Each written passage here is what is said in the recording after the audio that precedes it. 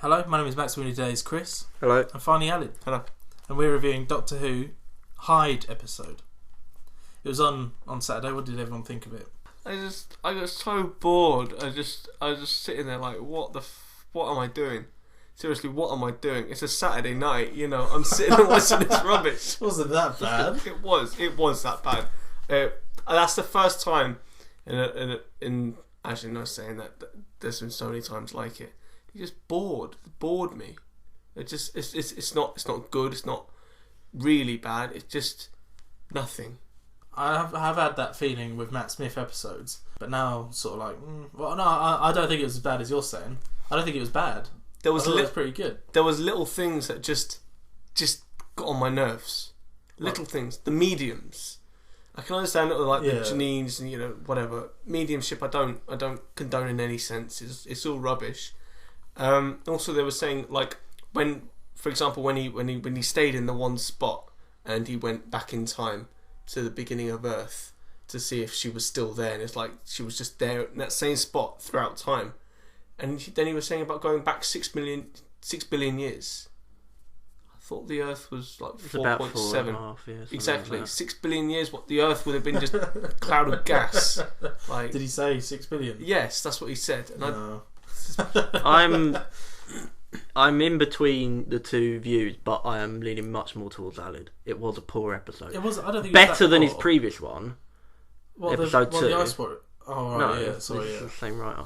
It was better than that one, mainly because there was no singing in it, and he didn't use the sonic screwdriver like a Harry Potter wand. But it was a sort of. I had problems with it, but I thought it was a decent episode. It wasn't scary. I mean, I know, I'm a 22-year-old man. Yeah, obviously it doesn't scare you, but it's supposed to sort of creep you out, sort of thing. I can understand why it would sort of creep out or scare younger people, because it had all the sort of horror cliches. If they were doing a horror thing, they set that up fine, standard sort of thing. I had all like the coldness or the frost and like the creaking and the lights and the flash. What was that sort of thing? It's like there's nothing new there, but I always have a problem when you mix stuff like that and like you go, but there's a scientific explanation for it, and it's like, that's a shit one. Even when they get the scientific stuff wrong, it's like even ignoring that, it's like, I don't like that. Yeah, it wasn't as bad as you two are saying. For me, it kind of was. Well, go on, Ed. Why do you think it was bad? I think ultimately what got on my nerves most, it wasn't the scientific stuff. It wasn't the fact that they've got mediums. And, that did annoy me. Yeah, it was the fact that at the end of it, this is spoiler alert, at the end of it, the monster turns out that it was a love story. It was a love story. Right? That was got to be the shittest part of it. I am sick for me, of that sort of crap. It's it wasn't. It's not so bad at the end, because he was in love. Who's that aimed at? I don't think there's anyone that's like going to get a tear in their eye going, "Oh, the alien was in love." If it was even an alien, I've no idea what the fuck it was. So, I've written a note here. I thought it was a log. I mean, don't get me wrong. It looked creepy. When you sort of got a good look at it, I was like, they've wasted a baddie here. I would be creeped out by that if that was a proper baddie. I've written a note. It goes, I like this monster. The sounds of it, it had everything that was going for it. And then it ruined it at the end, like you said. Saying, it was just waiting for its other partner. There was no point in that bit. Absolutely no point whatsoever. I think the only part I can see is that it explains why someone grabbed her hand. But no one cares. Yeah. No one cares. It's Doctor Who, plot holes, who cares? So why did they have to do that? It just sort of takes away from that monster. Yeah. It makes it less scary. But I know that's what Doctor Who does. And that's what Doctor Who needs to stop doing. Yeah. He needs to stop making the Ice Warriors like merciful monsters. He needs to stop making every single monster that comes along, it's looking for love and all that. Yeah, exactly. But other than that, I thought it was a decent episode. The things I did like there were a couple of references to like classic Doctor Who, Eye of Harmony and stuff. Although when he said that, obviously I got a bit excited. But then he went and he said he needed a crystal. That's a reference from the past. But he said it was, what did he say? It was Metabolus. He said he needed to get it from Metabolus 3. Yet in John Pertwee era, he clearly says Metabelus 3. That's quite, you know, you've got like. Yeah, but that's not. That's no, but you. but that's the point. It's not just me. That's you. the point. This isn't me being picky. It is. After like Skaro and Mondas and things like that, all the famous planets. That is quite a famous one because John Pertwee constantly goes there like a few times, and it's where he dies, or where at least where he gets injured, which leads to his death. It's a sort of famous planet in Doctor Who. Yeah, fine. Kids that are watching Doctor Who now haven't got a clue, but they're not the only viewers here, and it's not just I'm the only one that goes, hang on. There are people that do that, but I just like. But what? It's not. How could you get that wrong? I don't.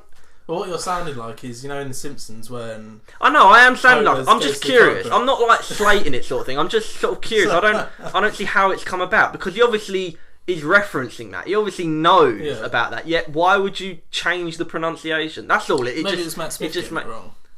And nobody picked up on it. What? No one picked up. Well, that just raises a few questions. I just lose confidence in the people that are running Doctor Who, and especially in the 50th anniversary year. What the hell is going to happen in that? Are they going to say, "Oh yes, Matt Smith in the 50th is going to say, yes, I'm a Team Lord from Gallifrey," or something like that? It's like no. That's not comparison to. It just feels that way. I'm losing confidence in the people that are in charge of this. I'm losing confidence. But that in was, the people. That's a picky one. You have to say. It was a little bit, yeah. Don't get me wrong. It's a little bit picky. I do agree with Chris. If you're going to do it, get it right. Yeah, it's like exactly. Science facts. Either do it right or push don't. the science stuff.